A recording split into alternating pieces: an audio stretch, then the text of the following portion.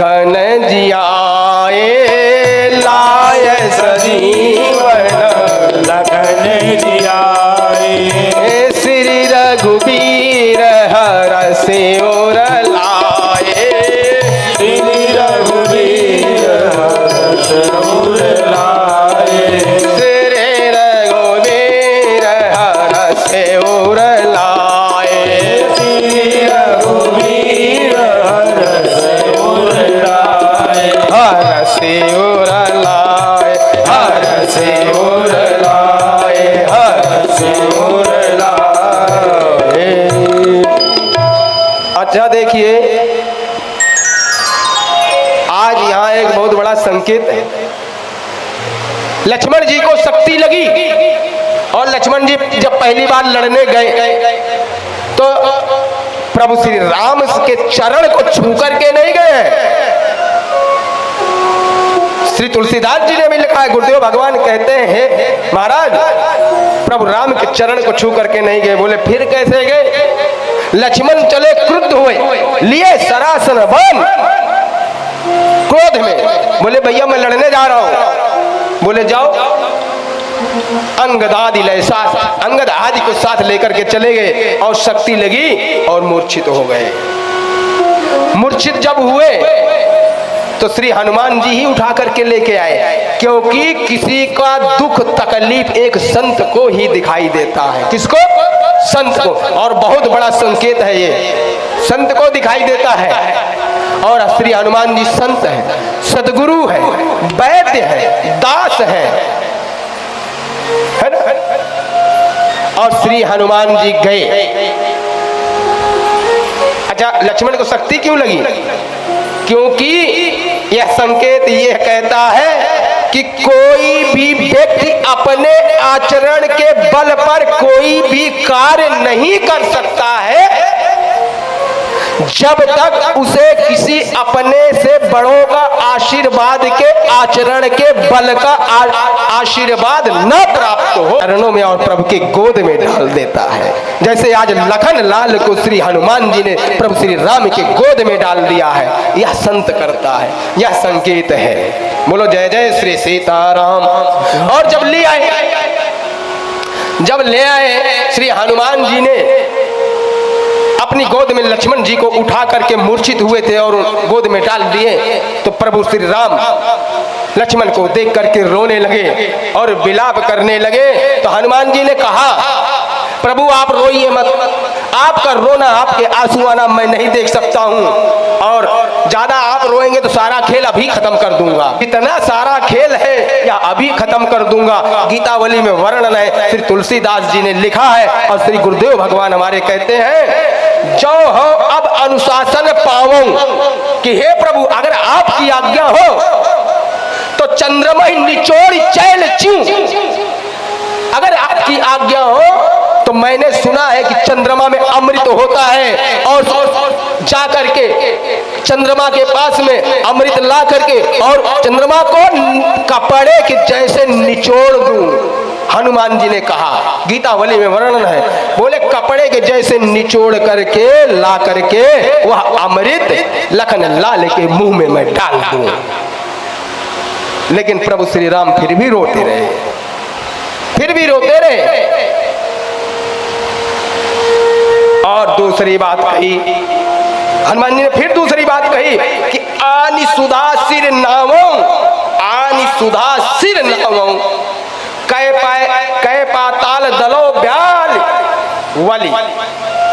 और दूसरा बोले प्रभु दूसरा यह है कि आपकी अगर आज्ञा हो तुम पाताल में, मैंने सुना है कि जो नागराज है शेष उनके पास अमृत कुंड रखा हुआ है, उठे उसे उठा करके ला करके लखन लाल के मुंह में डाल दूं। और तीसरी बात जो हनुमान जी ने कही उसको तो वही कह सकते हैं और कोई कह ही नहीं सकता, क्योंकि कालहु को काल जन गहन दहन निर्दहन लंक निशंक बंक बुआ जादू धन बलवान मान मत दवन पवन सुहा, उसको तो वही कह सकते हैं। काल को भी खा जाने वाले श्री हनुमान जी, मौत को भी खा जाने वाले हनुमान जी, श्री हनुमान जी कहने लगे हे प्रभु, और विकराल हो गए, अपने शरीर को बढ़ा लिया, आकाश में लाली हो गई, पूरा आकाश लालीमय हो गया।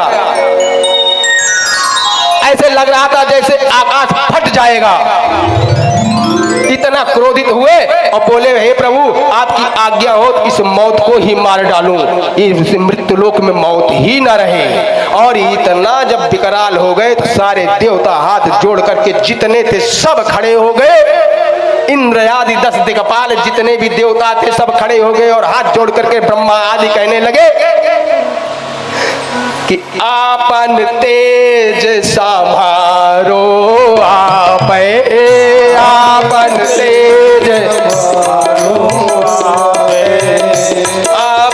तेज संभारो,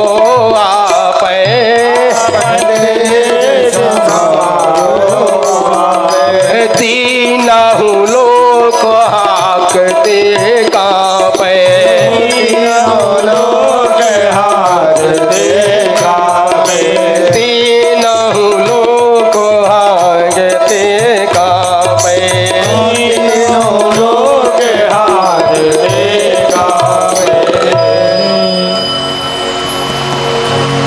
इतना विकराल हो गए श्री हनुमान। इतने में बुद्धिमान कौन था? अच्छा, व्यक्ति कितना भी पढ़ लिख ले, कितनी भी डिग्री ले ले, लेकिन डिग्री से अनुभव नहीं होता है, अनुभव उम्र के साथ आता है। तो जामवंत को अनुभव था और जामवंत वो आए और कहने लगे क्या? जामवंत कह वैद सुसेना,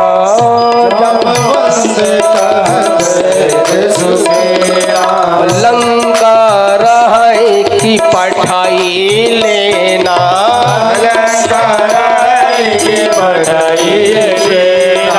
हरि लघु रूप गयो हनुमंता, हरि लघु रूप गयो हनुमंता, आन्यहु भवन समेत तुरंता, राम पदार बिंदु सिर नाय आए सुसेन, कहा नाम गिरी औषधि, जाहु पवन सुतले। जामवंत आए, बोले हनुमान जी इतना करने की कुछ जरूरत नहीं है, थोड़ा शांत हो जाओ, सिर्फ इतना कर दो। बोले क्या? बोले सुसेन वैद को लाना है। बोले बस इतनी सी बात है। बोले हाँ। तो तुरंत फिर छोटा सा रूप बनाए और गए और लंका गए। तो इधर उधर देखे, सोचे अगर सुसेन वैद को ही ले जाऊंगा अकेले को तो कल को वहां पहुंच करके सुसेन वैद ये कहने लगे जड़ी बूटी तो हम वहां अपने घर पे छोड़ आए हैं, इसलिए पूरा भवन ही उठा करके ले चलो। श्री हनुमान जी पूरा भवन ही उठा करके लेकर के आए और जब आए तो उस भवन को रख दिए। जामवंत ने कहा सुसेन वैद कहाँ है? बोले जाओ दरवाजा खोलो, निकलेगा वहीं खड़ा अंदर है। जामवंत आदि जब सारे बानर वहां पर गए और दरवाजा खोले तो सुसेन वैद को यह लग रहा था कि मैं अभी लंका में हूं और ये बानर ओनर कहाँ आ गए। जामवंत से कहा सुसेन वैद यहाँ लंका में तुम कहाँ आ गए? हनुमान जी गए। बोले लंका में मैं नहीं आया हूँ, लंका से तुम्हें उठा करके लाया हूँ, बाहर तो निकलो। और जब घर से बाहर निकले तो सुसेन वैद ने देखा, जामवंत ने कहा हनुमान जी सब तुम उल्टे कार्य करते हो। बोले क्या उल्टा किया? बोले हमने जो है एक बार कहा कि सीता का पता लगा लो, तुम लंका जलाई आए।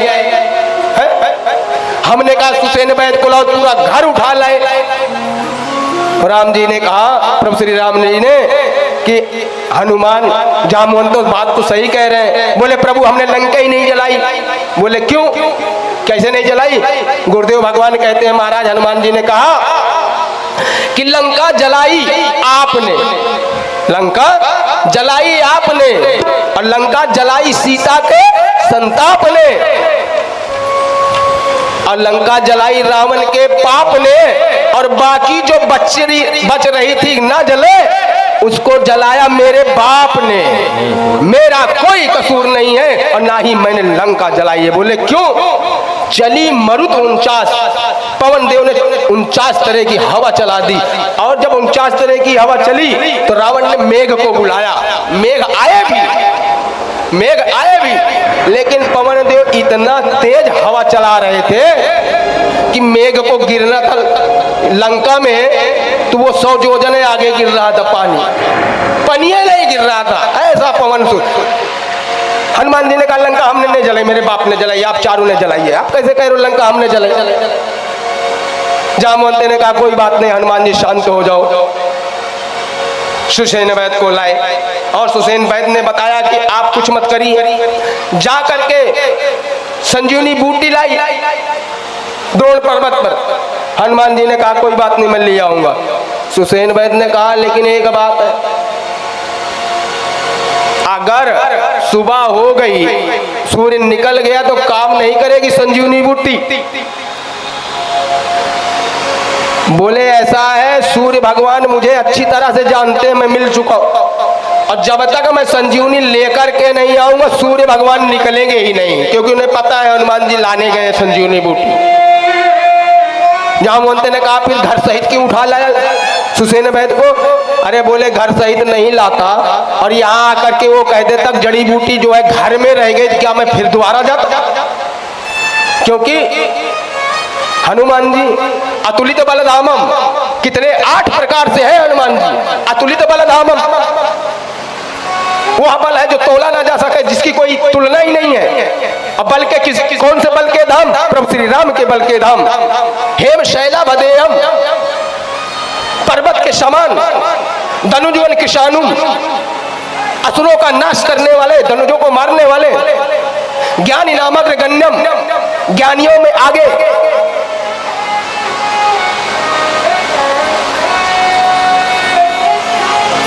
तो इसीलिए हनुमान जी हैं। अच्छा हनुमान नाम क्यों पड़ा? जो अपने मान का हनन कर दे। कहीं कहीं मिलता है कि वो इंद्र, कथा मिलती है कि इंद्र ने वज्र माना, हनुमान की ठोड़ी भी लग गया, जिसे हनु कहते हैं इसलिए हनुमान नाम पड़ा। नहीं, ऐसा हो ही नहीं सकता। गुरुदेव भगवान कहते हैं महाराज जिस समय इंद्र ने भगवान हनुमान को वज्र मारा, गीतावली में वर्णन है, वज्र चूर चूर हो गया और हनुमान जी का कुछ नहीं बिगड़ा। जो अपने मान का हनन कर दे वह हनुमान, जिसके अंग वज्र से हो वह बजरंगी। हनुमान जी गए लेने के लिए, और इधर रावण दौड़ करके पहुंचा काली नेमी के पास। काल माने समय, काल माने समय, नेमी माने चक्र। काल माने समय, नेमी माने चक्र, और समय चक्र ऐसा आया कि काल नेमी का भी उद्धार होना था। और रावण गया